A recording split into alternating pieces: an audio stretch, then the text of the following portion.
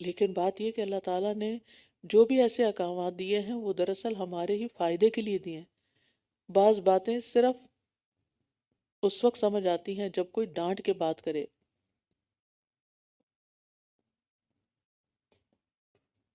کیا واقعی تم گواہی دیتے ہو کہ بے شک اللہ کے ساتھ کچھ اور معبود بھی ہیں؟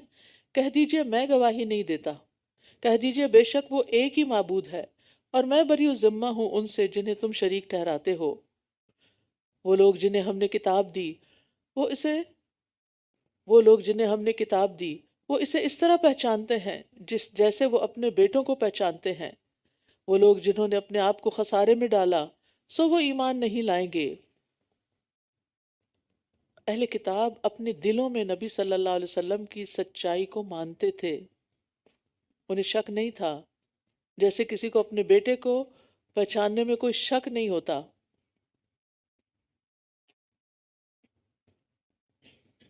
لیکن ضد اور ہٹ درمی کی وجہ سے اقرار نہیں کرتے تھے، کہتے نہیں تھے، انکار کر کے اپنے آپ کو خسارے میں ڈال رہے تھے۔ تو ایسے لوگوں سے ایمان کی امید نہیں رکھی جا سکتی۔ جو شخص ضد میں آ جائے نا، پر اس سے پھر کسی خیر کی توقع نہ رکھے۔ اور اس سے بڑا ظالم کون ہے جو اللہ پر جھوٹ گھڑ لے یا اس کی آیات کو جھٹلائے؟ بے شک ظالم لوگ فلاح نہیں پائیں گے۔ اور جس دن ہم ان سب کو اکٹھا کریں گے، پھر ہم ان شرک کرنے والوں سے پوچھیں گے کہاں ہے تمہارے وہ شریک جن کے معبود ہونے کا تم دعویٰ کرتے تھے؟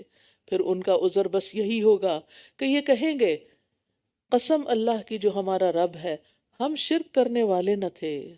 سبحان اللہ، یعنی سب کچھ کر کے اور وہاں جھوٹ بولیں گے۔ سمجھتے ہوں گے جیسے دنیا میں جھوٹ بول کے کام نکال لیتے تھے، یہاں بھی کچھ ہو جائے گا، یہاں بھی مسئلہ حل ہو جائے گا۔ انظر کیف کذبوا علی انفسہم، دیکھیے کیسے انہوں نے خود اپنے بارے میں جھوٹ بولا، اور ان سے گم ہو گئے وہ سب جو یہ گھڑا کرتے تھے، اور ان سے گم ہو گئے وہ سب جو یہ گھڑا کرتے تھے۔ اور ان میں سے کوئی وہ ہے جو آپ کی طرف کان لگاتا ہے، اور ہم نے ان کے دلوں پر پردے ڈال دیے ہیں کہ وہ اسے سمجھ ہی نہ سکیں، اور ان کے کانوں میں بوجھ ہے، اور اگر یہ ہر نشانی دیکھ لیں تب بھی اس پر ایمان نہیں لائیں گے، یہاں تک کہ جب یہ آپ کے پاس آتے ہیں تو آپ سے جھگڑا کرتے ہیں۔ یہ لوگ جنہوں نے کفر کیا کہتے ہیں کہ یہ تو محض پہلوں کی کہانیاں ہیں، اور یہ دوسروں کو بھی اس سے روکتے ہیں اور خود بھی اس سے رکے رہتے ہیں، اور یہ محض اپنے آپ ہی کو ہلاک کر رہے ہیں، اور یہ محض اپنے آپ ہی کو ہلاک کر رہے ہیں، اور یہ شعور نہیں رکھتے۔ یعنی یہ لوگ صرف خود ہی قرآن کے بارے میں ڈاؤٹس نہیں رکھتے یا تانو تشنیع نہیں کرتے، بلکہ اوروں کو بھی اس طرف آنے سے روکتے ہیں۔ اور آپ دیکھیے افسوس کے ساتھ کہنا پڑتا ہے کہ ہم مسلمانوں کے اندر ایسے لوگ ہیں کہ جو قرآن پڑھنے سے، لوگوں کو خاص طور پر ترجمہ پڑھنے سے روکتے ہیں، اور خود بھی دور رہتے ہیں۔ اور اگر آپ وہ وقت دیکھیں جب یہ آگ پر کھڑے کیے جائیں گے تو یہ کہیں گے اے کاش ہم واپس لوٹا دیے جائیں، اور ہم اپنے رب کی آیات کو نہ جھٹلائیں، اور ہم ایمان لانے والوں میں سے ہو جائیں، بلکہ ان کے لیے وہ سب ظاہر ہو جائے گا جو اس سے پہلے یہ چھپایا کرتے تھے۔ اور اگر یہ دنیا میں لوٹا بھی دیے جائیں تو یہ ضرور وہی کچھ کریں گے جس سے یہ روکے گئے تھے، اور بلا شبہ یقیناً یہ جھوٹے ہیں۔ یعنی قیامت کے دن ہر چیز کی حقیقت کھل جائے گی۔ اس سے پہلے جس کفر اور شرک اور نفاق کو وہ جھوٹی قسمیں کھا کے چھپانے کی کوشش کر رہے تھے، اس کی اصل حقیقت کھل جائے گی۔ وَقَالُوا إِنْ هِيَ إِلَّا حَيَاتُنَا الدُّنْيَا وَمَا نَحْنُ بِمَبْعُوثِينَ، اور یہ کہتے ہیں کہ ہماری یہ دنیا کی زندگی ہی اصل زندگی ہے، اور ہم ہرگز اٹھائے جانے والے نہیں ہیں۔ یعنی قیامت کا انکار کرتے ہیں، مرنے کے بعد دوبارہ زندہ ہونے کا انکار کرتے ہیں۔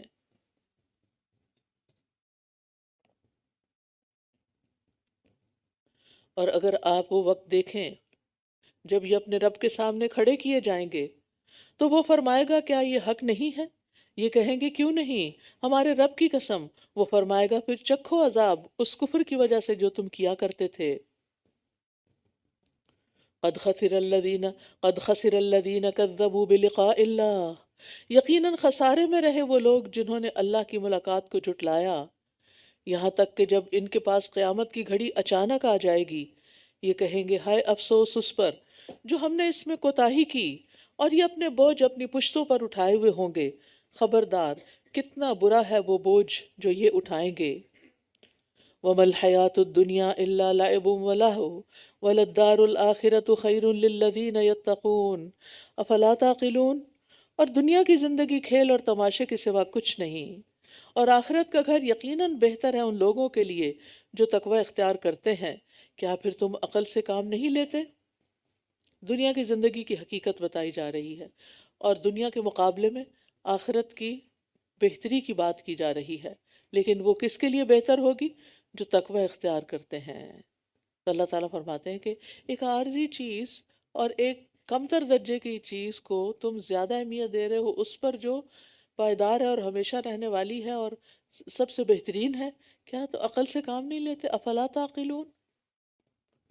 بلا شبہ ہم جانتے ہیں کہ واقعی یہ باتیں آپ کو غمگین کرتی ہیں جو یہ کہتے ہیں، تو در حقیقت یہ آپ کو نہیں جھٹلاتے بلکہ یہ ظالم اللہ کی آیات کا انکار کرتے ہیں۔ نبی صلی اللہ علیہ وسلم کو یہاں تسلی دی جا رہی ہے کہ جب تک نبوت کا دعویٰ نہیں کیا تھا آپ نے، تو آپ کی قوم آپ کو صادق اور امین کہتی تھی۔ جو ہی آپ نے اپنی نبوت کا اعلان کیا، اللہ کی آیات سنانا شروع کی، تو ان میں سے اکثر آپ کی مخالفت پر کمر بستہ ہو گئے اور نعوذ باللہ آپ کو جھوٹا قرار دینے لگے۔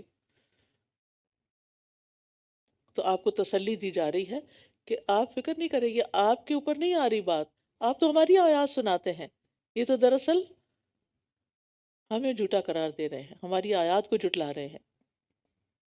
وَلَقَدْ كُذِّبَتْ رُسُلٌ مِّن قَبْلِكَ فَصَبَرُوا عَلَىٰ مَا كُذِّبُوا وَأُوذُوا حَتَّىٰ أَتَاهُمْ نَصْرُنَا۔ اور یقیناً آپ سے پہلے بھی کئی رسول جھٹلائے گئے، تو انہوں نے صبر کیا اس پر جو وہ جھٹلائے گئے اور ستائے گئے، یہاں تک کہ ہماری مدد ان کے پاس آ گئی، اور اللہ کے کلمات کو کوئی بدلنے والا نہیں، اور یقیناً آپ کے پاس رسولوں کی کچھ خبریں آ چکی ہیں۔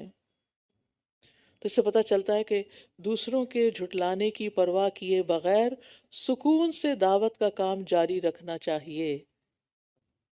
سب لوگ آپ کے ہم خیال نہیں ہو سکتے، آپ سے متفق نہیں ہو سکتے، آپ کے ساتھ نہیں چل سکتے، تو کیا آپ ان کے الگ ہونے پر غمگین ہی ہوتے رہیں گے، دکھی ہوتے چلے جائیں گے؟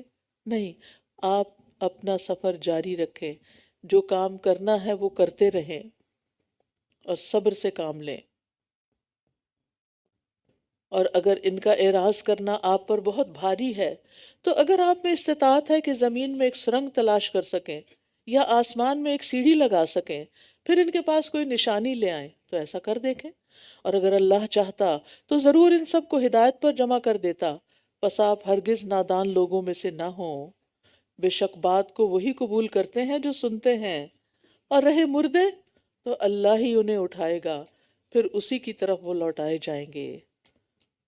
تو اس سے کیا پتہ چلتا ہے کہ مردے نہیں سنتے، اور جو سنتے ہیں وہ جواب دیتے ہیں۔ تو مردوں کا جواب کبھی سنا آپ نے؟ جو لوگ قبروں پہ جا کے ان سے دعائیں کرتے ہیں، کیا انہوں نے کوئی جواب دیا کبھی؟ اور اگر دیا تو وہ کبھی سنا آپ نے؟ نہیں، تو پھر کیوں پکارتے ہیں؟ کیا اللہ السمیع ہے؟ یقین ہے؟ تو جس کا سننا یقینی ہے اس سے تو آپ مانگ نہیں رہے، اور جو سن نہیں رہے، یا اگر بفرض محال کہیں کہ سن رہے تھے تو جواب بھی نہیں دیتے، تو ان کو آپ پکارے چلے جا رہے ہیں اور اپنا ایمان برباد کر رہے ہیں۔ اور یہ کہتے ہیں اس نبی پر اس کے رب کی طرف سے کوئی نشانی کیوں نہیں اتاری گئی؟ کہہ دیجئے بے شک اللہ اس پر قادر ہے کہ وہ کوئی نشانی اتارے، لیکن ان کی اکثریت علم نہیں رکھتی۔ منکرین نبوت کا ایک اور شبہ ہے، اور اس کا جواب دیا جا رہا ہے کہ اگر یہ اللہ کے رسول ہیں تو اپنے ساتھ نظر آنے والا کوئی معجزہ کیوں نہیں لے کر آتے جسے دیکھ کے ہر شخص مان جائے کہ واقعی یہ رسول ہیں؟ تو اللہ سبحانہ وتعالیٰ نے جواب دیا کہ اللہ ایسا کرنے پر قادر ہے، مگر اس کی حکمت اور مصلحت ہے کہ اگر صاف کھلی نشانی آ جائے اور پھر لوگ نہ مانے اس کو، تو فوراً عذاب آ جائے گا۔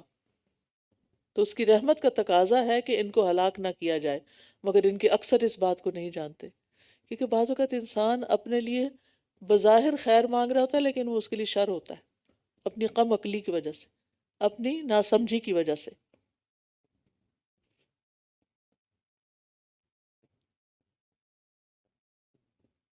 تو بات یہ ہے کہ اللہ تو قادر ہے، وہ کوئی بھی نشانی لا سکتا ہے، لیکن کوئی ایک مثال دیجئے کہ نشانیاں دیکھ کر واقعی لوگ ایمان لے آئے ہوں،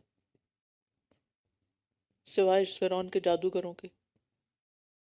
عام طور پر کیا ہوتا ہے، قوم صالح کو اونٹنی دکھائی گئی، اہل مکہ نے چاند کا اپنے آنکھوں سے نیکڈ آئی سے چاند کا دو حصوں میں بٹنا اور پھر دو مختلف سمت سے دوبارہ واپس جا کے جڑنا، یہ سب انہوں نے دیکھا، لیکن ضد کا شکار تھے، اس لیے سننا ہی نہیں چاہتے تھے، سنا ہی نہیں۔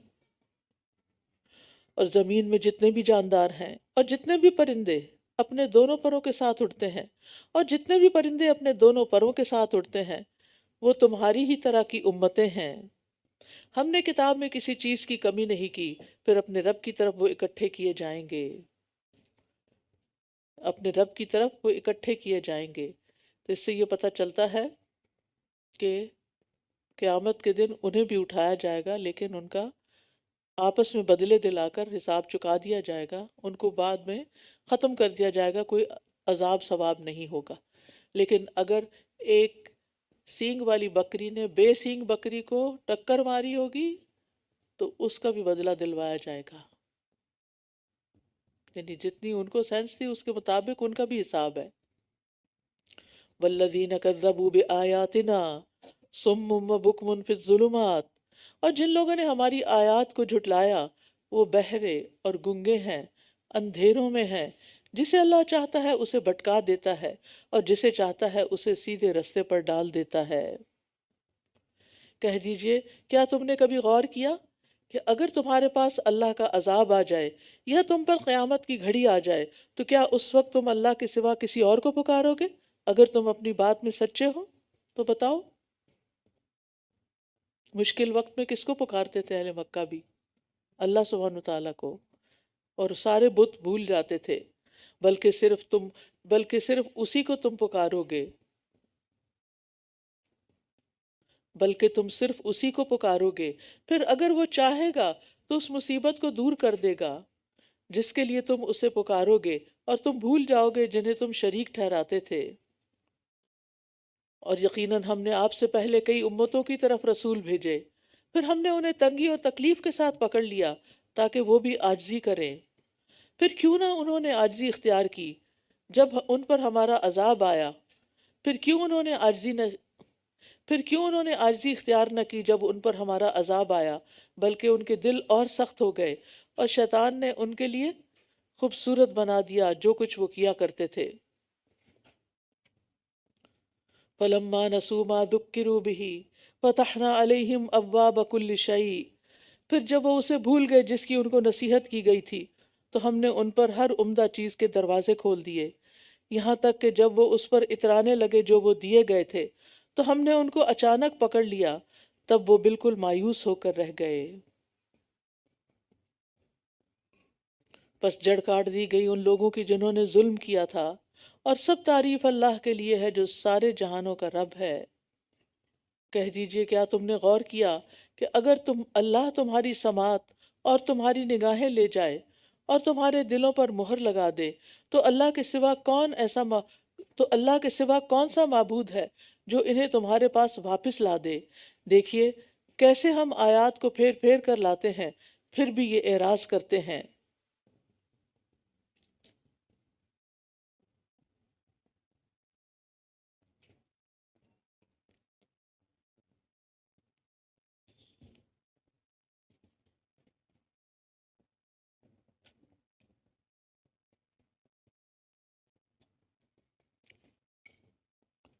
کہہ دیجئے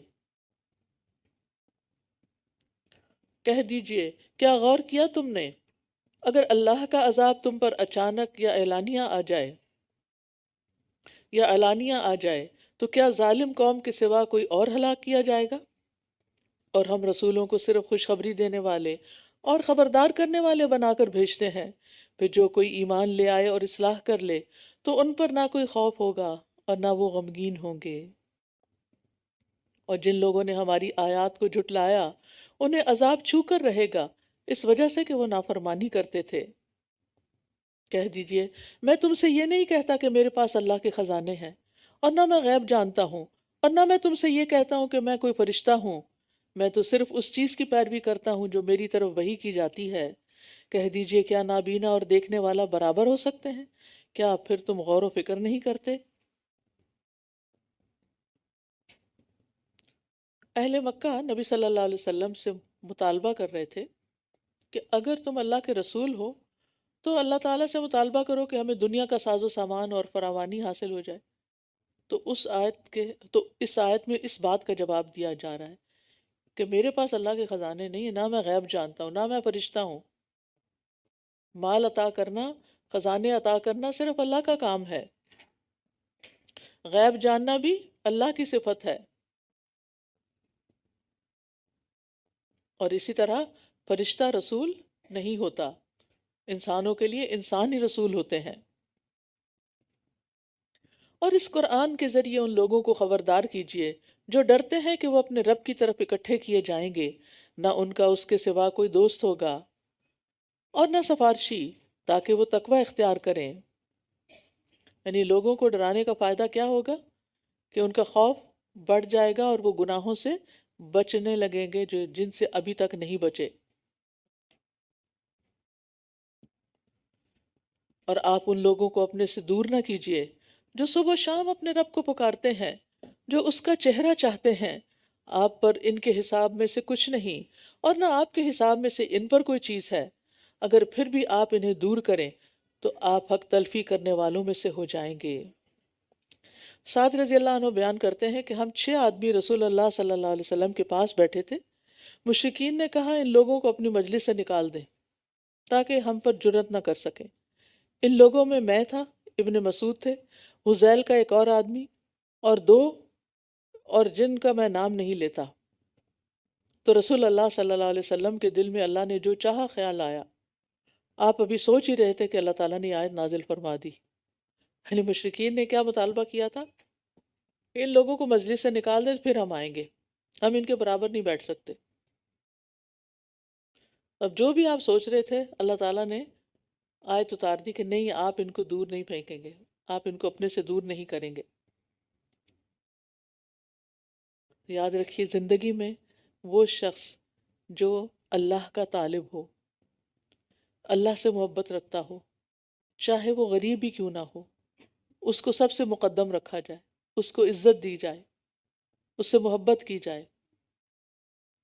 ہم دعا بھی کرتے ہیں نا، اللہم ارزقنا حبک وحب من یحبک وحب عمل یقربنی الی حبک۔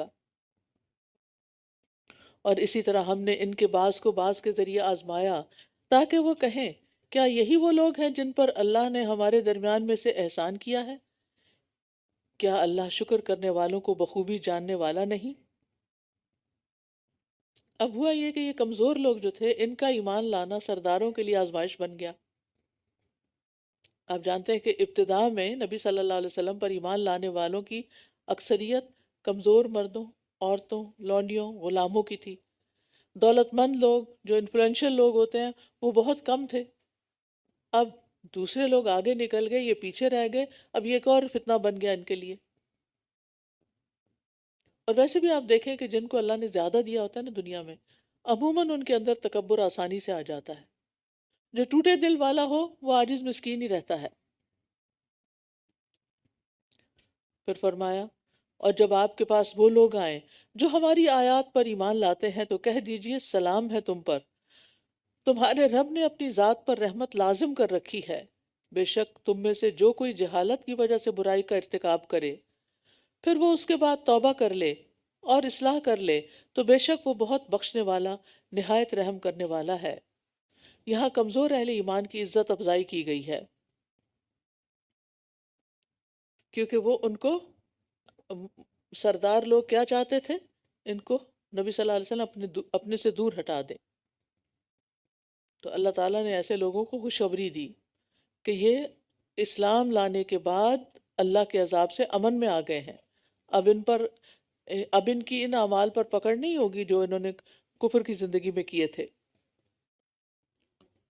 وَكَذَلِكَ نُفَصِّلُ الْآيَاتِ وَلِتَسْتَبِينَ سَبِيلُ الْمُجْرِمِينَ، اور اسی طرح ہم آیات کو کھول کھول کر بیان کرتے ہیں، اور تاکہ مجرموں کا راستہ خوب واضح ہو جائے، پتہ چل جائے کہ کون حق پر ہے اور کون بھٹکا ہوا۔ قُلْ إِنِّي نُهِيتُ أَنْ أَعْبُدَ الَّذِينَ تَدْعُونَ مِن دُونِ اللَّهِ، کہہ دیجئے بے شک مجھے اس سے روک دیا گیا ہے کہ میں ان کی عبادت کروں جنہیں تم اللہ کو چھوڑ کر پکارتے ہو۔ کہہ دیجئے میں تمہاری خواہشات کی پیروی نہیں کروں گا، ورنہ تب تو میں بھٹک جاؤں گا اور ہدایت پانے والوں میں سے نہ ہوں گا۔ کہہ دیجئے یقیناً میں اپنے رب کی طرف سے ایک واضح دلیل پر ہوں، اور تم نے اسے جھٹلا دیا۔ میرے پاس وہ چیز نہیں ہے جسے تم جلدی طلب کر رہے ہو، حکم تو صرف اللہ ہی کا ہے، وہ حق بیان کرتا ہے اور وہ فیصلہ کرنے والوں میں سب سے بہتر ہے۔ کہہ دیجئے اگر میرے پاس وہ ہوتا جو تم جلدی طلب کر رہے ہو، یعنی عذاب، تو میرے اور تمہارے درمیان معاملے کا فیصلہ ضرور ہو چکا ہوتا، اور اللہ ظالموں کو خوب جانتا ہے۔ یعنی کسی قوم پر عذاب اس کے نبی کی مرضی سے نہیں آیا، اللہ کی مرضی سے آیا، یعنی عذاب کا فیصلہ بھی اللہ کے اختیار میں ہے۔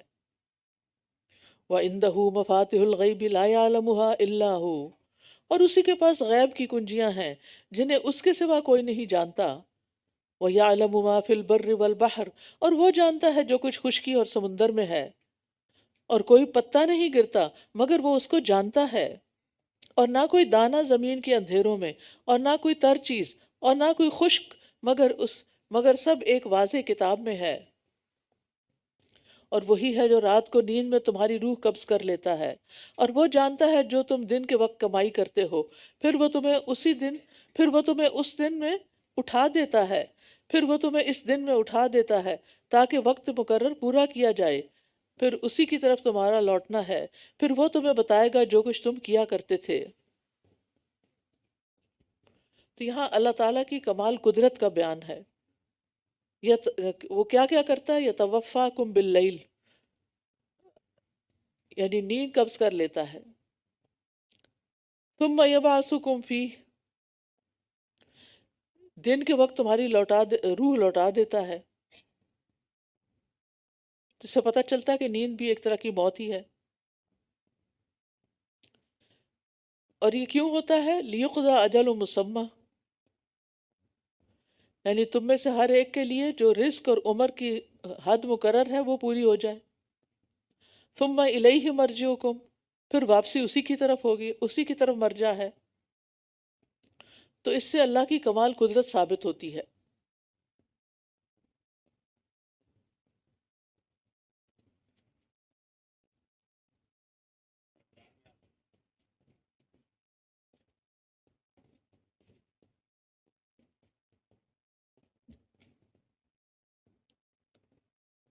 وَهُوَ الْقَاهِرُ فَوْقَ عِبَادِهِ وَيُرْسِلُ عَلَيْكُمْ حَفَظًا حَتَّى إِذَا جَاءَ أَحَدَكُمُ الْمَوْتُ تَوَفَّتْهُ رُسُلُنَا وَهُمْ لَا يُفَرِّطُونَ، اور وہ اپنے بندوں پر غالب ہے، اور وہی تم پر نگہبان فرشتے بھیجتا ہے، یہاں تک کہ جب تم میں سے کسی ایک کو موت آتی ہے تو ہمارے بھیجے ہوئے فرشتے اسے فوت کر لیتے ہیں، اور وہ کوئی کوتاہی نہیں کرتے۔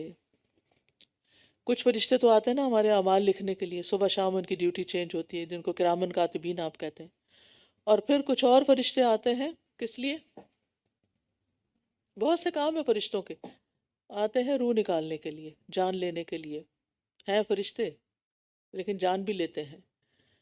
ثم ردوا الی اللہ مولاہم الحق الا لہ الحکم وہو اسرع الحاسبین، پھر وہ اللہ کی طرف لوٹائے جاتے ہیں جو ان کا حقیقی مولا ہے، خبردار اسی کے لیے فیصلے کا اختیار ہے، اور وہ سب سے زیادہ جلد حساب لینے والا ہے۔ قل من ینجیکم من ظلمات البر والبحر، کہہ دیجئے کون تمہیں خشکی اور سمندر کے اندھیروں سے نجات دیتا ہے؟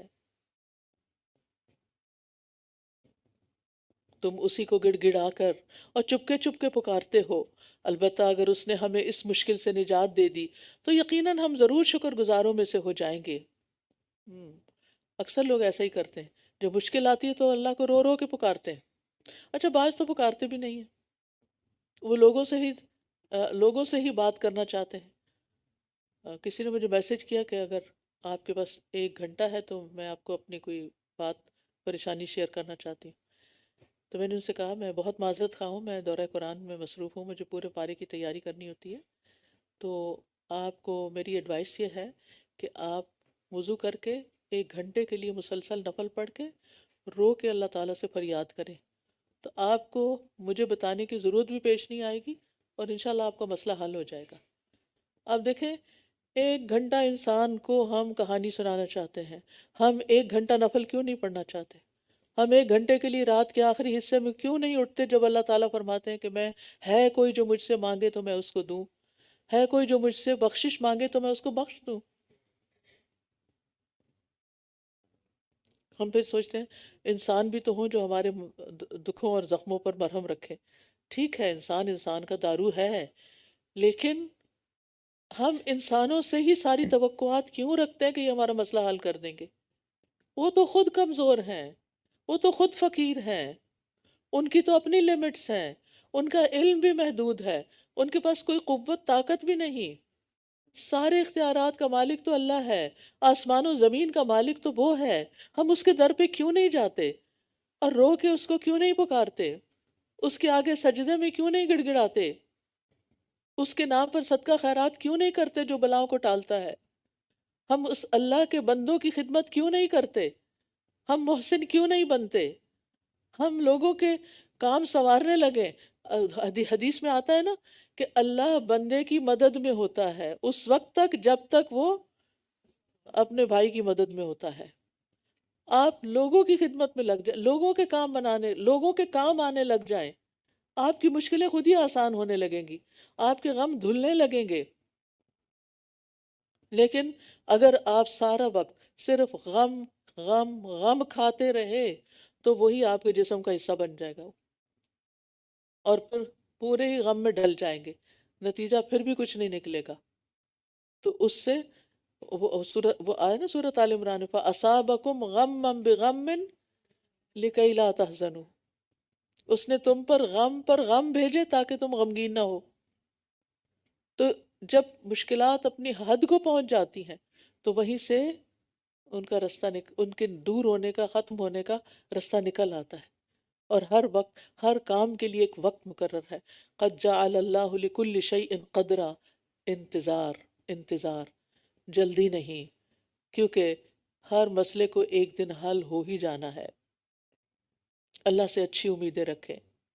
اور یہ مشکلات تو کسی شاعر نے تو کہا تھا نا، یہ تو مشکلات آتی ہیں تمہیں اونچا اڑانے کے لیے، لیکن میں سمجھتی ہوں کہ مشکلات آتی ہیں ہمیں اللہ سے قریب کرنے کے لیے، اور ہم سمجھ نہیں پاتے. تو کوئی بھی تکلیف آئے چھوٹی یا بڑی، یہی سوچے کہ گناہ جڑنے لگ گئے ہیں اور اللہ سے قریب ہونے کا سفر شروع ہو گیا ہے. کہہ دیجئے کون تمہیں خشکی اور سمندر کے اندھیروں سے نجات دیتا ہے؟ یعنی رات کو دن میں کون بدلتا ہے؟ اللہ. تو غموں کے اندھیرے کو کون بدل سکتا ہے؟ اللہ. تم اسی کو گڑ گڑا کر اور چپ کے پکارتے ہو. جب جان جانے لگتی ہے نا تو پھر یاد آتا ہے وہ کہ اگر اس نے ہمیں اس مشکل سے نجات دے دی تو ہم ضرور شکر گزاروں میں سے ہو جائیں گے. کہہ دیجئے اللہ ہی تمہیں اس سے بھی اور ہر مصیبت سے نجات دیتا ہے. کتنی خوبصورت آیت ہے. قُلِ اللَّهُ يُنَجِّيكُم مِّنْهَا وَمِن كُلِّ كَرْبٍ ثُمَّ أَنْتُمْ تُشْرِكُونَ. پھر بھی تم شرک کا ارتکاب کرتے ہو، پھر تم دوسروں کو کریڈٹ دیتے ہو ان کی وجہ سے، ان کے لیے، ان کی خاطر، یعنی اس نے میری مشکل آسان کر دی. مشکل تو اصل میں اللہ ہی آسان کرتا ہے. کہہ دیجئے وہ اس پر قادر ہے کہ تم پر تمہارے اوپر سے عذاب بھیجے یا تمہارے پاؤں کے نیچے سے، یا تمہیں وہ گروہوں میں باہم لڑا دے اور تمہارے بعض کو بعض کی لڑائی کا مزہ چکھا دے. دیکھیے کس طرح ہم آیات کو پھیر پھیر کر بیان کرتے ہیں تاکہ یہ سمجھ جائیں. یہاں اللہ سبحانہ وتعالیٰ کی صفت القادر بیان ہوئی ہے، اور ایک اور جگہ القاہر بیان ہوئی ہے. قاہر کا معنی ہوتا ہے غالب، اور یہ قادر سے زائد صفت ہوتی ہے، یعنی خود قادر ہونے کے ساتھ ساتھ دوسرے کو مراد حاصل کرنے سے روک دینے والا بھی ہے. اللہ تعالیٰ اپنی اس صفت قہاریت کی بنا پر ہی کائنات کو عدم سے وجود میں لایا، پھر وجود کو فنا بھی دیتا ہے، اس پہ خرابی بھی طاری کر دیتا ہے۔ تو جتنا بھی اس دنیا میں پیدا ہونے اور فنا ہونے کا کام ہو رہا ہے، سب اسی کے حکم سے ہو رہا ہے۔ یہ اللہ تعالیٰ کی قہاریت کا مظہر ہے کہ اصل غالب وہ ہے۔ اور اوپر سے عذاب سے مراد آسمان سے جیسے بارش کی کثرت، ہواؤں کا چلنا، پتھروں کا برسایا جانا، احکام کی طرف سے حکام کی طرف سے ظلم و ستم، جو آپ کے اوپر ہے وہ آپ پر ظلم کرے، چاہے وہ بڑا بھائی ہے یا شوہر ہے یا کوئی اور ہے۔ او من تحت ارجلکم، جیسے پاؤں کے نیچے سے جیسے دنسایا جانا، طوفانی سیلاب جس میں سب کچھ غرق ہو جائے، یا ماتحت غلام نوکر چاکر وہ بددیانت ہو جائیں، خائن ہو جائیں، ستائیں، کام نہ کر کے دیں۔ او یلبسکم شیعا، یا تمہارے معاملے کو خلط ملط کر دے، مشتبہ کر دے، کنفیوژنز آ جائیں جس کی وجہ سے تم گروہوں اور جماعتوں میں بٹ جاؤ۔ وَيُذِيقَ بَعْضَكُمْ بَأْسَ بَعْضٍ، یا پھر کیا کرے، تمہارا ایک دوسرے کو قتل کرنا اور ایک دوسرے کو مزہ چکھانا، اس کی راہ کھل جائے۔ نبی صلی اللہ علیہ وسلم پر جب یہ آیت اتری تو اس پر آپ نے دعا کی تھی، اعوذ بوجہک، اعوذ بوجہک، اور تیسری دفعہ آپ نے فرمایا کہ یہ عذاب ہلکا اور آسان ہے گروہوں میں بٹنے والا۔ وَكَذَّبَ بِهِ قَوْمُكَ وَهُوَ الْحَقُّ قُلْ لَسْتُ عَلَيْكُمْ بِوَكِيلٍ، اور آپ کی قوم نے اس وعید کو جھٹلا دیا حالانکہ یہ حق ہے، کہہ دیجئے میں تم پر کوئی نگہبان نہیں ہوں، میرا کام تو بس پہنچا دینا ہے۔ لِكُلِّ نَبَإٍ مُسْتَقَرٌّ وَسَوْفَ تَعْلَمُونَ، ہر خبر کا ایک وقت مقرر ہے اور ان قریب تم جان لو گے، سب کچھ پتہ چل جائے گا۔ وہ کہتے تھے نا قیامت کیوں نہیں آ جاتی، کب آئے گی؟ اس کا ایک وقت مقرر ہے، وہ تبھی آئے گی۔ اور جب آپ لوگوں کو دیکھیں کہ وہ ہماری آیات میں بحث کر رہے ہیں تو آپ ان سے اعراض برتیں، یعنی آپ بحث میں نہ پڑیں یہاں تک کہ وہ اس کے علاوہ کسی اور بات میں مشغول ہو جائیں۔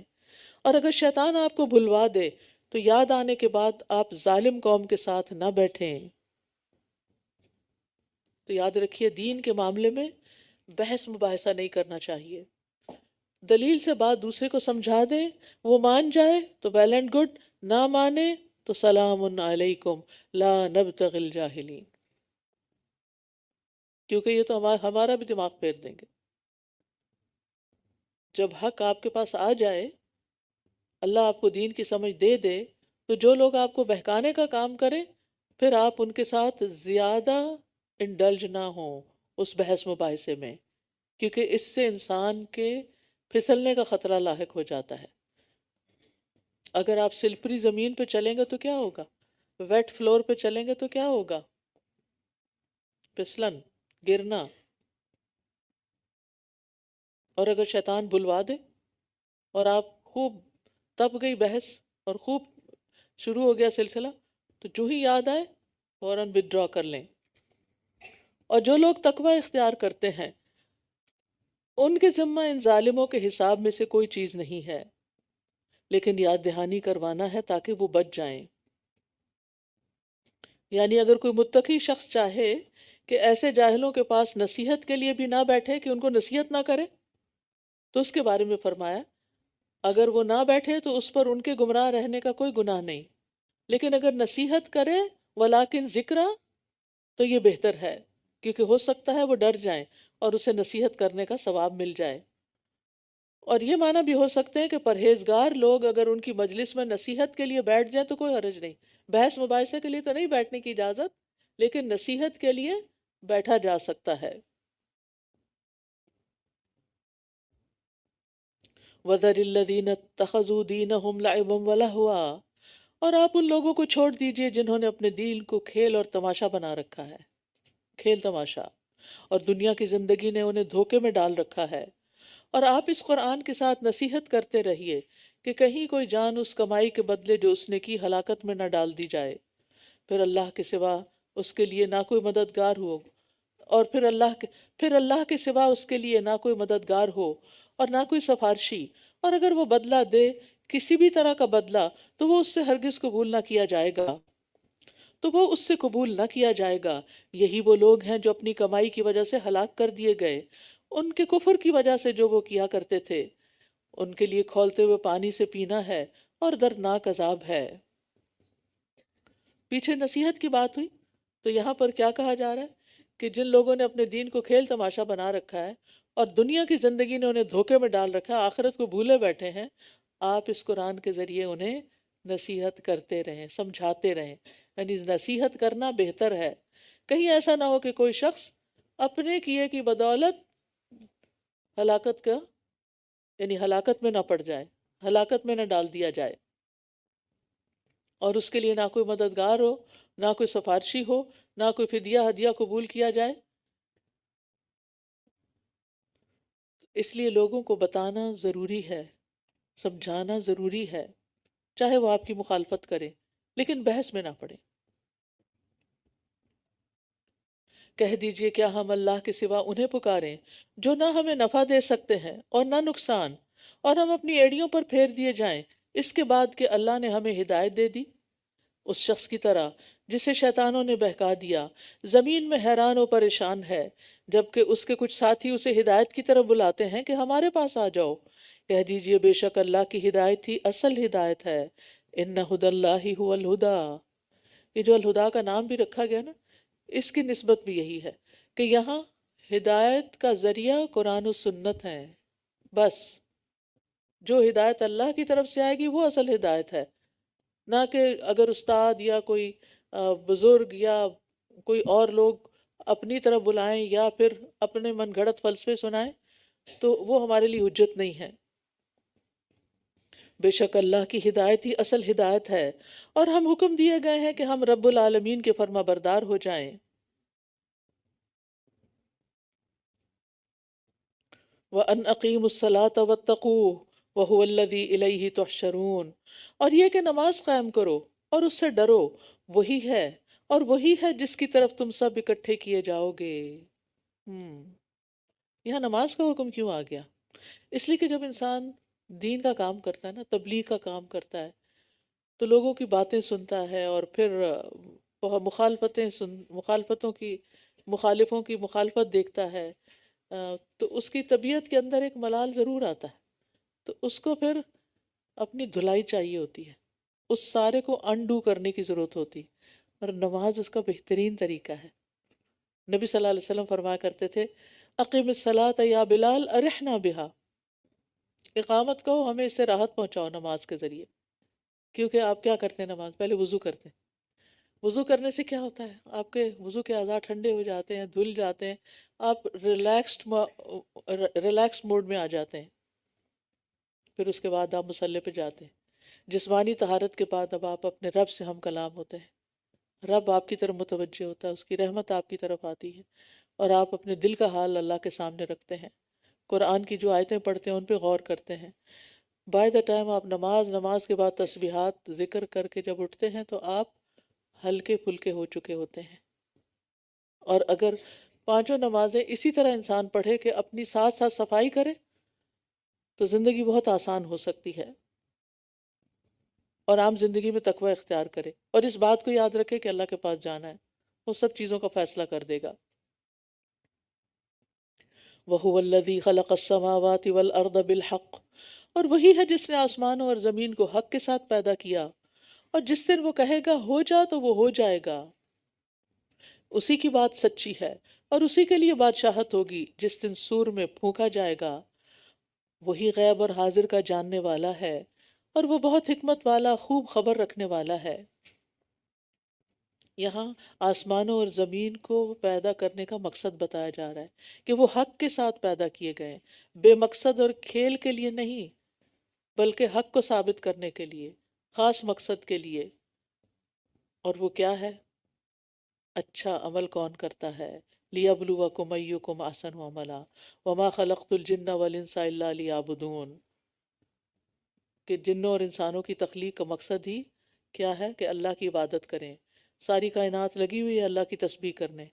اب انسان کو اس مقصد کے لیے پیدا کیا گیا، اور پھر ان ساری چیزوں کو انسانوں کے لیے مسخر کیا گیا کہ وہ ان کو استعمال کریں. وَسَخَّرَ لَكُم مَّا فِي السَّمَاوَاتِ وَمَا فِي الْأَرْضِ جَمِيعًا مِّنْهُ، اور اس نے تمہاری خاطر جو کچھ آسمانوں میں ہے اور جو زمین میں، سب کو اپنی طرف سے مسخر کر دیا. هُوَ الَّذِي خَلَقَ لَكُم مَّا فِي الْأَرْضِ جَمِيعًا، جو کچھ زمین میں ہے اس نے سارے کا سارا تمہارے لیے پیدا کیا. تو یعنی کہ کائنات کے بنانے کا ایک مقصد ہے. وَإِذْ قَالَ إِبْرَاهِيمُ لِأَبِيهِ آزَرَ أَتَتَّخِذُ أَصْنَامًا آلِهَةً، اور جب ابراہیم نے اپنے باپ آزر سے کہا کیا تو بتوں کو معبود بناتا ہے، بے شک میں تجھے اور تیری قوم کو کھلی گمراہی میں دیکھتا ہوں. اب یہاں ابراہیم علیہ السلام کا قصہ کیوں بیان کیا گیا؟ اس لیے کہ وہ توحید کے سب سے بڑے دائی اور شرک سے بیزار تھے. تو مسلمانوں کو سمجھایا جا رہا ہے کہ دیکھو انہوں نے کس طرح اپنی قوم سے، اپنے گھر والوں سے علیحدگی اختیار کر لی. مشرکین مکہ جو تھے یہ ابراہیم علیہ السلام کے دین پر ہونے کا دعویٰ کرتے تھے، اور ابراہیم علیہ السلام تو موحد تھے. تو اب تمہارے پاس شرک کی کیا دلیل رہ جاتی ہے؟ تمہیں اپنے باپ ابراہیم کا اسوہ فالو کرنا چاہیے. اور اسی طرح ہم ابراہیم کو آسمانوں اور زمین کی بادشاہت دکھاتے تھے تاکہ وہ بھرپور یقین کرنے والوں میں سے ہو جائے. یعنی ان کی ایک جرنی تھی رب تک پہنچنے کی، اور وہ تھی اللہ کی نشانیوں میں غور و فکر کے ساتھ. پھر جب اس پر رات چھا گئی تو اس نے ایک ستارہ دیکھا، کہنے لگا یہ میرا رب ہے. کہنے لگا یہ میرا رب ہے. پھر جب وہ غروب ہو گیا تو کہا میں غروب ہو جانے والوں کو پسند نہیں کرتا. پھر جب اس نے چاند کو چمکتا ہوا دیکھا تو کہنے لگا یہ میرا رب ہے. پھر جب وہ غروب ہو گیا تو اس نے کہا اگر میرے رب نے مجھے ہدایت نہ دی تو میں ضرور گمراہ لوگوں میں سے ہو جاؤں گا. پھر جب اس نے سورج کو چمکتا ہوا دیکھا تو کہنے لگا یہ میرا رب ہے، یہ سب سے بڑا ہے. پھر جب وہ بھی غروب ہو گیا تو اس نے کہا اے میری قوم، بے شک میں ان سے بیزار ہوں جنہیں تم شریک ٹھہراتے ہو. انی وجہت وجہی للذی فطر السماوات والارض حنیفا وما انا من المشرکین. بے شک میں نے یکسو ہو کر اپنے چہرے کو اس ہستی کی طرف پھیر دیا جس نے آسمانوں اور زمین کو پیدا کیا، اور میں مشرکین میں سے نہیں ہوں.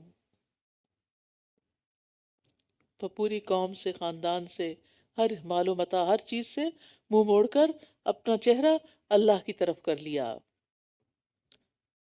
اللہم اجعل عملی کلہ صالحا واجعلہ لوجہک خالصا. اپنا چہرہ اللہ کی طرف کر لینا چاہیے اور اللہ کے چہرے کی خاطر عمل کرنے چاہیے. وحاجہ قومہ، اور اس کی قوم نے اس سے جھگڑا کیا. اس نے کہا کیا تم مجھ سے اللہ کے بارے میں جھگڑتے ہو، حالانکہ اسی نے مجھے ہدایت بخشی ہے، اور میں ان سے نہیں ڈرتا جنہیں تم اس کے ساتھ شریک ٹھہراتے ہو. کیونکہ وہ بتوں سے ڈراتے ہوں گے کہ تم نے بتوں کو چھوڑ دیا تو تمہاری شامت آ جائے گی، مگر یہ کہ میرا رب کچھ اور چاہے. میرے رب نے ہر چیز کا علم سے احاطہ کر رکھا ہے، کیا پھر تم نصیحت نہیں پکڑتے؟ اور میں ان سے کیوں کر ڈروں جنہیں تم شریک ٹھہراتے ہو، جبکہ تم اس بات سے نہیں ڈرتے کہ تم نے اللہ کے ساتھ ان کو شریک ٹھہرایا جس کی اس نے تم پر ہرگز کوئی دلیل نہیں اتاری. تو دونوں گروہوں میں سے کون امن کا زیادہ حقدار ہے اگر تم جانتے ہو؟ وہ لوگ جو ایمان لائے اور انہوں نے اپنے ایمان کو ظلم یعنی شرک کے ساتھ خلط ملط نہیں کیا، وہی لوگ ہیں جن کے لیے امن ہے اور وہی ہدایت یافتہ ہیں. ایمان میں ظلم شامل کرنے سے کیا مراد ہے؟ شرک کرنا. جب یہ آیت اتری نا تو صحابہ اس کے لیے بڑا مشکل ہو گیا. انہوں نے نبی صلی اللہ علیہ وسلم سے عرض کیا ہم میں سے کون ہے جس نے اپنی جان پہ کوئی ظلم نہ کیا ہو، یعنی گناہ نہ کیا ہو؟ تو آپ نے فرمایا جو تم سمجھ رہے ہو وہ بات نہیں. کیا تم نے لقمان کا قول نہیں سنا جو وہ اپنے بیٹے سے کہہ رہے تھے ان الشرک لظلم عظیم، کہ شرک تو ظلم عظیم ہے، بہت بڑا ظلم ہے. اللہ تعالیٰ چھوٹے بڑے ظاہری باطنی ہر طرح کے شرک سے محفوظ رکھے. وَتِلْكَ حُجَّتُنَا آتَيْنَاهَا إِبْرَاهِيمَ، اور یہ ہماری حجت تھی جو ہم نے ابراہیم کو اس کی قوم کے مقابلے پر دی تھی. ہم جس کو چاہتے ہیں درجات میں بلندی عطا کرتے ہیں. بے شک آپ کا رب بہت حکمت والا، بہت علم والا ہے۔ سبحان اللہ، اللہ جس کو چاہے ہدایت دے دے نا، اور اللہ دل دیکھتا ہے نا، اور ہمارا ارادہ اور نیت دیکھتا ہے۔ ہم کیا چاہتے ہیں؟ کیا ہم بھی واقعی چاہتے ہیں ہدایت چاہتے ہیں، ایمان میں اضافہ چاہتے ہیں؟ اگر واقعی چاہتے ہیں تو اللہ تعالیٰ راستے کھول دے گا۔ اس لیے آپ جب دعا کریں نا تو آپ دعا کیا کریں، یا معلم ابراہیم علمنی، یا مفہم سلیمان فہمنی۔ ہم؟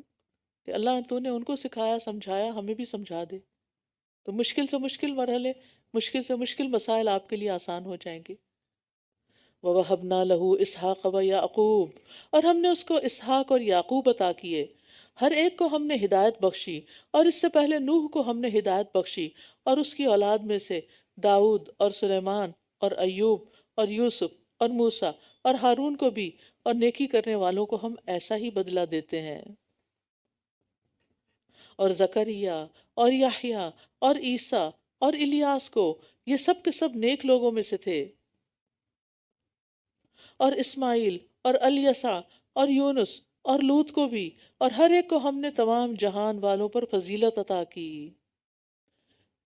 اللہ کا ایک نبی ایک طرف اور پوری دنیا کے لوگ ایک طرف، کتنا بڑا مرتبہ اور فضیلت ہے انبیاء کی۔ اور بعض لوگ ان کے بارے میں ایسے بات کرتے ہیں جیسے اپنے کسی چھوٹے بھائی کی بات کر رہے ہوں۔ وَمِنْ آبَائِهِمْ وَذُرِّيَّاتِهِمْ وَإِخْوَانِهِمْ وَاجْتَبَيْنَاهُمْ وَهَدَيْنَاهُمْ إِلَىٰ صِرَاطٍ مُّسْتَقِيمٍ، اور ان کے آباء و اجداد اور ان کی اولاد اور ان کے بھائیوں میں سے بھی، اور ہم نے ان کو چن لیا اور انہیں سیدھے رستے کی طرف ہدایت بخشی۔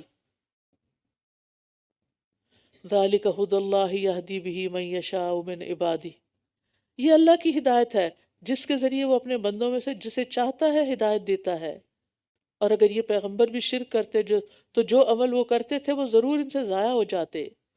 یہاں 18 پیغمبروں کا نام لے کر ان کے ساتھ ان کے آباء اور اولاد اور اخوان، ان کا ذکر فرمایا کہ اگر بفرض محال نبی یا اس کے رشتہ دار بھی شرک کر بیٹھتے تو ان کا کیا کرایا سب ضائع ہو جاتا، کیونکہ شرک کے ساتھ کوئی بڑے سے بڑا عمل بھی قبول نہیں ہوتا، اور چھوٹے سے چھوٹا بھی قبول نہیں ہوتا،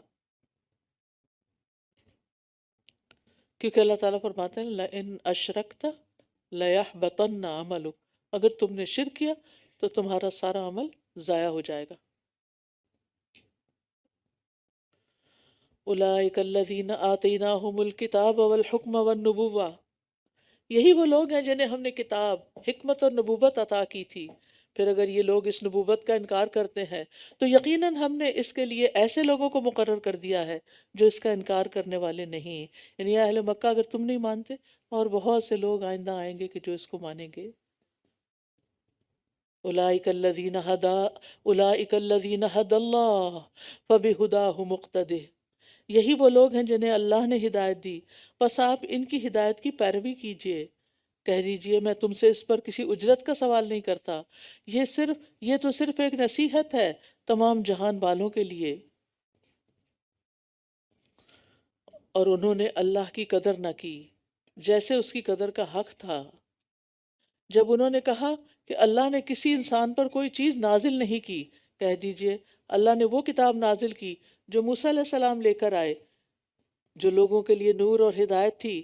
تم اسے ورق بنا لیتے ہو، اور تم اس کا کچھ حصہ نازل کرتے ہو، تم اس کا کچھ حصہ ظاہر کرتے ہو، اور بہت کچھ تم چھپا جاتے ہو، اور تم وہ سکھائے گئے ہو جو تم جانتے نہیں تھے، اور نہ تمہارے باپ دادا اور نہ تمہارے آباء و اجداد۔ کہہ دیجئے اللہ نے نازل کی، پھر انہیں چھوڑ دیجئے وہ اپنی بحثوں میں کھیلتے رہیں۔ یہاں اللہ سبحانہ وتعالیٰ کا ایک شکوہ ہے، اور وہ کیا؟ کہ تم نے اللہ کی ویسے قدر نہیں کی جیسے کہ اس کی قدر کا حق ہے۔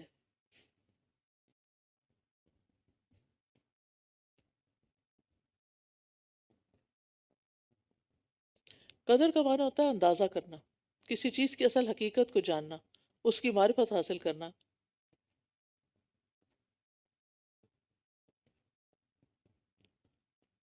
مشرکین مکہ جو تھے وہ رسولوں کا انکار کرتے تھے، کتب کے نازل ہونے کا انکار کرتے تھے، تو اس سے صاف پتہ چلتا ہے کہ انہیں اللہ کی صحیح معرفت حاصل ہی نہیں، ورنہ وہ ان چیزوں کا انکار نہ کرتے۔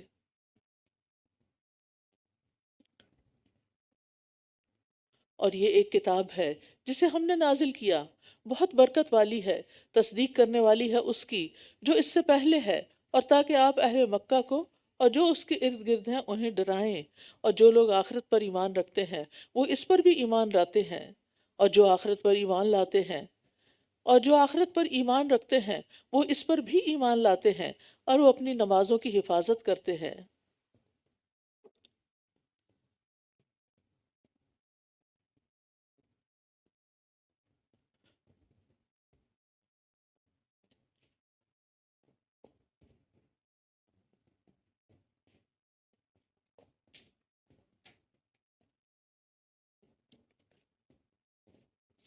اور اس سے بڑا ظالم کون ہے جو اللہ پر جھوٹ گھڑ لے یا وہ کہے کہ میری طرف وحی کی گئی ہے، حالانکہ اس کی طرف کوئی وحی نہیں کی گئی، اور جو کہے میں ضرور نازل کروں گا اس کی مانند جو اللہ نے نازل کیا۔ اور اگر آپ اس وقت دیکھ سکتے جب یہ ظالم لوگ موت کی سختیوں میں ہوتے ہیں اور فرشتے اپنے ہاتھ پھیلائے ہوئے ہوتے ہیں، کہتے ہیں نکالو اپنی جانیں، آج تم رسوائی کا عذاب دیے جاؤ گے، اس لیے کہ تم اللہ پر ناحق باتیں کہتے تھے اور تم اس کی آیات سے تکبر کرتے تھے۔ تو سب سے بڑا ظالم کون ہے اس آیت کے مطابق؟ کتاب الہی کا انکار کرنے والے، جھوٹی نبوت کا دعویٰ کرنے والے۔ اور اس آیت سے عذاب قبر کے برحق ہونے کی دلیل بھی مل رہی ہے، کیونکہ وہ فرشتے ہاتھ پھیلا کے کہیں گے کہ آج تمہیں دردناک عذاب دیا جائے گا، اخرجوا انفسکم الیوم تجزون عذاب الہون، آج تمہیں رسوائی کا عذاب دیا جائے گا۔ تو اس سے آج کون سا ہے پھر مرنے والے دن، قبر میں جانے کا؟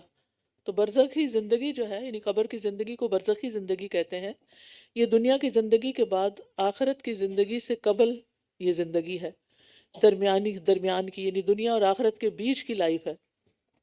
اس میں انسان موت سے قیامت تک وہیں رہتا ہے جہاں وہ مرنے کے بعد جاتا ہے، چاہے اسے کسی درندے نے کھایا ہو، یا اس کی لاش سمندر کی موجوں کی نظر ہو گئی ہو، یا کسی نے جلا دیا ہو، یا قبر میں دفنا دیا ہو، یہ ایک الگ زندگی ہے، اس کو برزخی زندگی کہتے ہیں۔ بظاہر موت ہے لیکن حقیقت میں ان کے اوپر وہ سب گزر رہا ہے جو کسی احساس رکھنے والے انسان پہ گزرتا ہے۔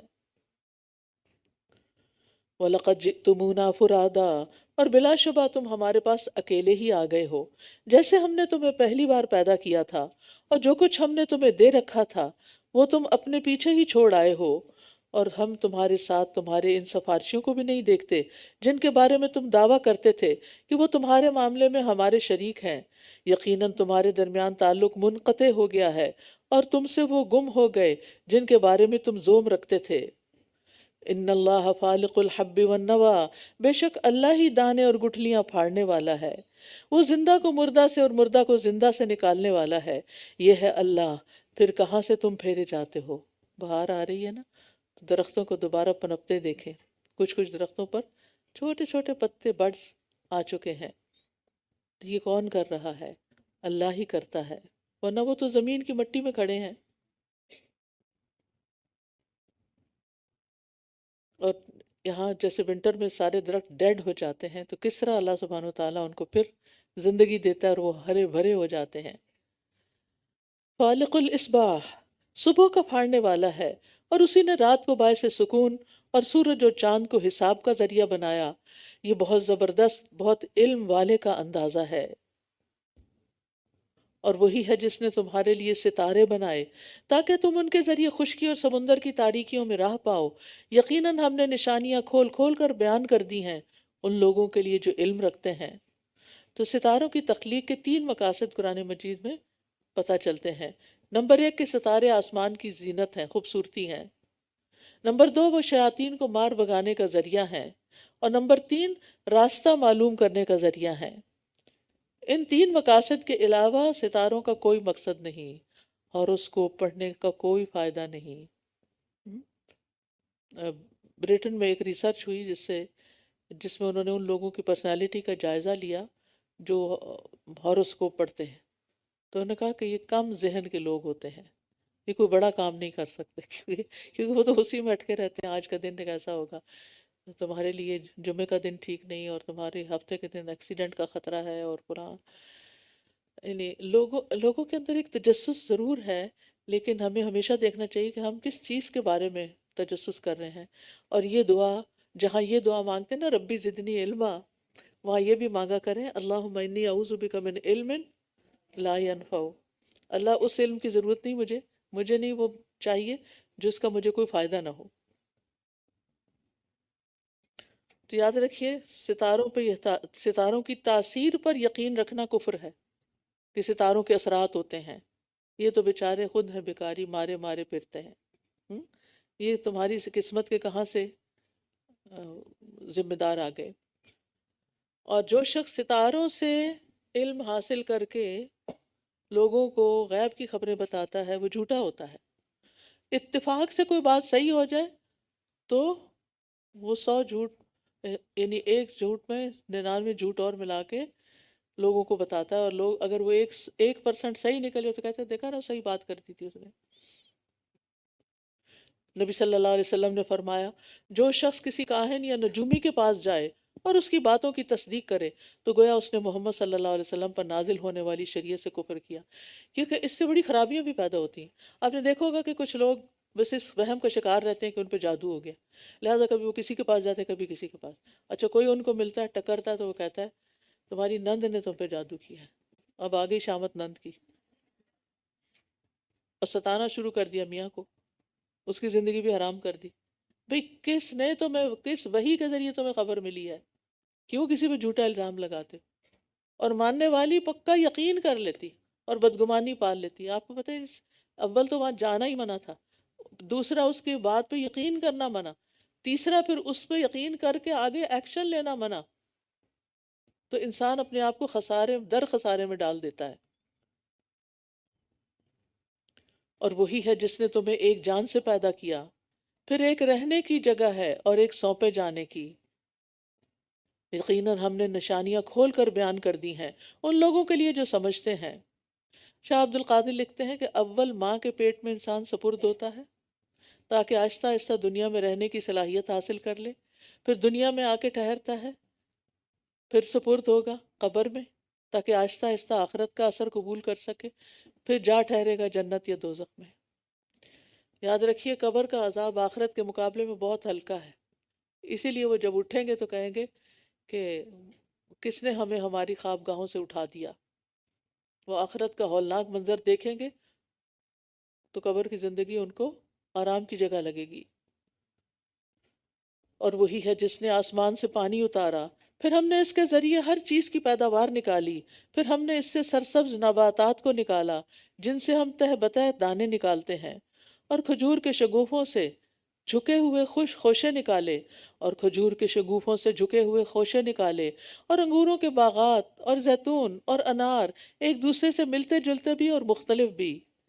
دیکھو اس کے پھل کی طرف جب وہ پھل لائے، اور اس کے پکنے کی طرف، یقیناً اس میں بڑی نشانیاں ہیں ان لوگوں کے لیے جو ایمان رکھتے ہیں۔ اور انہوں نے اللہ کے لیے جنوں کو شریک بنا دیا حالانکہ اسی نے انہیں پیدا کیا، یعنی اللہ نے، اور انہوں نے اس کے لیے بغیر علم کے بیٹے اور بیٹیاں گھڑ لیں۔ پاک ہے وہ اور بلند تر ہے اس سے جو وہ وصف بیان کرتے ہیں، بلند تر ہے اس سے جو وصف وہ بیان کرتے ہیں۔ وہی آسمانوں اور زمین کا ایجاد کرنے والا ہے، اس کے لیے کوئی اولاد کہاں سے ہو سکتی ہے، کیوں کر ہو سکتی ہے، کیسے ہو سکتی ہے، جبکہ اس کی کوئی بیوی ہی نہیں، اور اسی نے ہر چیز کو پیدا کیا، اور اسی نے ہر چیز کو پیدا کیا، اور وہ ہر چیز کو خوب جاننے والا ہے۔ یعنی اللہ البدی ہے، بے مثال، جو اپنی ذات اور صفات میں بے مثال ہے، وہی بے مثال پیدا کرنے والا ہے، وہ اکیلا اپنے خاص علم اور قدرت سے پیدا کرنے والا ہے۔ لہٰذا اس کے لیے کسی کو بیوی قرار دینا اور کسی کو بچہ قرار دینا یہ سب جھوٹ ہے، کیونکہ اس نے خود ایسی کوئی بات نہیں کہی، اور اس کی اولاد کیسے ہو جبکہ لم یلد ولم یولد ہے۔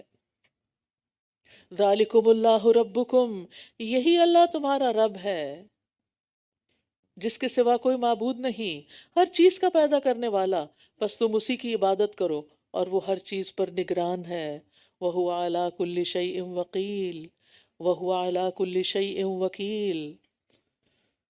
تو یہاں اللہ کی ایک صفت رب، اللہ کا نام آیا، رب آیا، الہ آیا، خالق آیا، اور وکیل، ایک ہی آیت کے اندر کتنے سارے نام صفات۔ تو اللہ الخالق ہے، اور اسی نے تمام تقدیروں کو پیدا کیا، اور تمام انسانوں کو اور تمام چیزوں کو۔ لا تدرکہ الابصار وہو یدرک الابصار وہو اللطیف الخبیر، نگاہیں اسے نہیں پا سکتی اور وہ نگاہوں کو پا لیتا ہے، اور وہ بہت باریک بین، خوب باخبر ہے۔ ادراک کا ایک معنی ہوتا ہے کسی چیز کی حقیقت کو پا لینا۔ ادراک کا معنی اگر آنکھوں سے دیکھنا ہو تو اس کے بارے میں تو حضرت عائشہ فرماتی ہیں، جو تمہیں یہ کہے کہ محمد صلی اللہ علیہ وسلم نے اپنے رب کو دیکھا تو اس نے یقیناً جھوٹ کہا، کیونکہ کوئی رب کو دیکھ نہیں سکتا۔ انہوں نے پھر یہی آیت پڑھی۔ صرف ابن عباس دیکھنے کے قائل ہیں، مگر ساتھ ہی یہ بھی فرماتے ہیں کہ آپ نے اپنے دل کی آنکھ سے 2 مرتبہ اللہ کو دیکھا ہے۔ وہ یہ نہیں کہتے کہ نیکڈ آئی سے دیکھا ہے سامنے۔ اور کچھ علماء یہ کہتے ہیں کہ دیکھا ہی نہیں، سرے سے نہیں دیکھا۔ وہ جو 2 دفعہ دیکھنے کی بات آتی ہے نا، وہ جبریل علیہ السلام سے متعلق ہے، کیونکہ جبریل علیہ السلام کو نبی صلی اللہ علیہ وسلم نے 2 مرتبہ اپنی اصل حالت میں دیکھا۔ لیکن قیامت کے دن انبیاء کے علاوہ سارے مومن اللہ کا دیدار کر سکیں گے۔ وجوہ یومئذ ناظرہ الی ربہا ناظرہ، اور اس کو اللہ تعالیٰ کو قیامت کے دن دیکھنے میں انسانوں کو کوئی دشواری نہیں ہوگی۔ بعض نے ادراک کا معنی حقیقت بھی لیا ہے کہ اللہ کی حقیقت کو کوئی نہیں پا سکتا، کیونکہ ہم مخلوق ہیں، وہ خالق ہیں، مخلوق کیسے خالق کی حقیقت جان سکتی ہے؟ اور وہ اللطیف ہے، نرمی کرنے والا ہے، مہربانی کرنے والا ہے۔ اس نے اپنے انبیاء، اولیاء، علماء، راسخین فی العلم، اہل بصیرت کو معرفت نصیب کی، یہ اس کا علمی لطف ہے۔ عملی لطف، اہل دانش کو معاش اور معاملات میں ان کو آگاہی دی۔ باطنی لطف، اہل قناعت اور آزاد طبع انسانوں کو پورا حصہ دیا۔ تکوینی لطف، ہر موجود شے کو عدم سے وجود بخشا۔ دنیاوی لطف، اس نے بہت سے انسانوں کو دنیا کا بڑا حصہ اور کامرانی عطا کی۔ اور اخروی لطف کس کے لیے؟ صالح اور نیک انسانوں کے لیے، اللہ کی معیت کا لطف، اللہ کے دیدار کا لطف، اور الخبیر بھی ہے۔ قد جاءکم بصائر من ربکم فمن ابصر فلنفسه ومن عمی فعلیها وما انا علیکم بحفیظ۔ بلا شبہ تمہارے پاس تمہارے رب کی طرف سے کھلی دلیلیں آ گئیں، تو جس نے بصیرت سے کام لیا سو وہ اس کے اپنے لیے ہے، اور جو اندھا بنا رہا تو اس کا وبال اسی پر ہے، اور میں تم پر کوئی نگران نہیں ہوں۔ بصارت آنکھوں کی روشنی ہوتی ہے، اور بصیرت دل کی روشنی کا نام ہے۔ تو اللہ تعالیٰ نے جن کو دلوں کی روشنیاں دی ان کو حقیقت نظر آ جاتی ہے۔ وَكَذَلِكَ نُصَرِّفُ الْآيَاتِ، اور اسی طرح ہم آیات کو پھیر پھیر کر لاتے ہیں، اور تاکہ وہ کہیں کہ تو نے کسی سے پڑھ لیا ہے، اور تاکہ ہم اسے ان لوگوں کے لیے واضح کر دیں جو علم رکھتے ہیں۔ اتبع ما اوحی الیک من ربک لا الہ الا ہو وعارض عن المشرکین، آپ اس چیز کی پیروی کرتے رہیے جو آپ کے رب کی طرف سے آپ پر وحی کی گئی ہے، اس کے سوا کوئی معبود نہیں، اور مشرکین سے اعراض کیجیے۔ اور اگر اللہ چاہتا تو وہ شرک نہ کرتے، اور ہم نے آپ کو ان پر نگران نہیں بنایا، اور نہ آپ ان پر ذمہ دار ہیں۔ اور تم ان کو برا بھلا مت کہو جنہیں یہ لوگ اللہ کے سوا پکارتے ہیں، ورنہ وہ بھی زیادتی کرتے ہوئے بغیر علم کے اللہ کو برا بھلا کہیں گے۔ اسی طرح ہم نے ہر امت کے لیے ان کا عمل خوبصورت بنا دیا ہے، پھر اپنے رب ہی کی طرف ان سب کا لوٹنا ہے، تو وہ انہیں بتا دے گا جو بھی یہ کیا کرتے تھے۔ تو یہاں سد ذرائع کے طور پر مشرکین کے بتوں کو برا بھلا کہنے سے منع کیا گیا ہے، کہ ایسا نہ ہو کہ وہ جواب میں تمہارے رب کو برا بھلا کہیں اور تم ذریعہ بن جاؤ، تو وہ رستہ ہی نہ دو کسی کو۔ اسی طرح کسی کے ماں باپ کو گالی نہیں دینی چاہیے، کیونکہ پلٹ کے وہ تمہارے ماں باپ کو گالی دے گا اور تم سبب بنو گے اس گالی کا۔ اور ان لوگوں نے اللہ کے نام پر اپنی پکی قسمیں کھائی ہیں کہ اگر ان کے پاس کوئی نشانی آ گئی تو یہ اس پر ضرور ایمان لے آئیں گے۔ کہہ دیجئے بے شک نشانیاں تو اللہ کے پاس ہیں، اور کیا چیز تمہیں آگاہ کرے کہ جب وہ آ جائیں گی تب بھی یہ ایمان نہیں لائیں گے۔ وَنُقَلِّبُ أَفْئِدَتَهُمْ وَأَبْصَارَهُمْ كَمَا لَمْ يُؤْمِنُوا بِهِ أَوَّلَ مَرَّةٍ وَنَذَرُهُمْ فِي طُغْيَانِهِمْ يَعْمَهُونَ، اور ہم ان کے دلوں اور ان کی نگاہوں کو پھیر دیں گے جیسا کہ وہ اس پر پہلی بار ایمان نہیں لائے، اور ہم انہیں ان کی سرکشی میں چھوڑ دیں گے کہ وہ بھٹکتے پھریں۔